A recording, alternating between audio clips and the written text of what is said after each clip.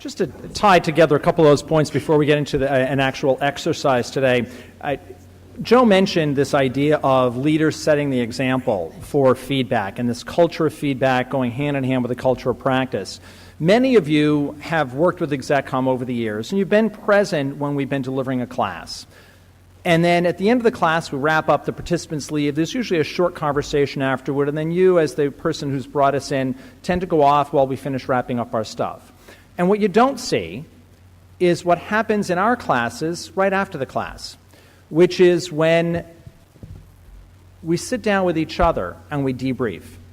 And there's a question that gets asked at the end of every ExecComm class. So all the ExecComm instructors, if you just raise your hand for a second, can you just tell me how many of you after the class have heard me or one of the other partners say, "Do you have a second for just a little bit of feedback?"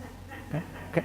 Pretty much every hand stays up, because that's how every class ends, and that's how I got trained. By at the end of a class, Rich or Judy or Lisa saying to me at the end, "Great job today. Can I give you just a little bit of feedback?" And when I'd say, sure, whatever you want to tell me, Judy'd say, "Okay, so wait a minute, let me get to this." And 15 minutes later, I'm still taking notes, but that's how you grow.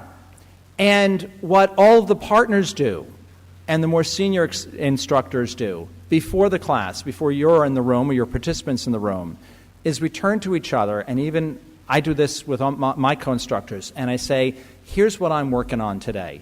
Here's what I'm trying to do better.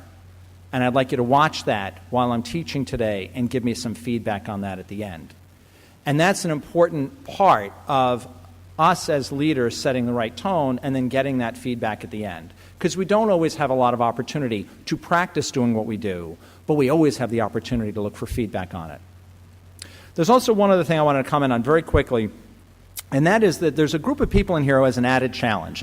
Before I joined ExecComm, I spent 9 years practicing law, and there are a number of people in here today who work in learning and development at law firms. And what those of you who don't have a law degree don't realize is that it's a secret that lawyers keep from everybody, and that is that when we get our law degree, we are actually then designated as fully formed human beings.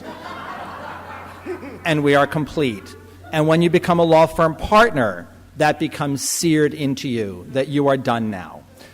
And what law firms have done, the progress they've made over the last 5 and 10 years in terms of their own growth programs and their own training and development has been phenomenal. And it's been led by a lot of people who are really putting themselves out there to help people understand how to grow, even when they feel like they're at the top of their game.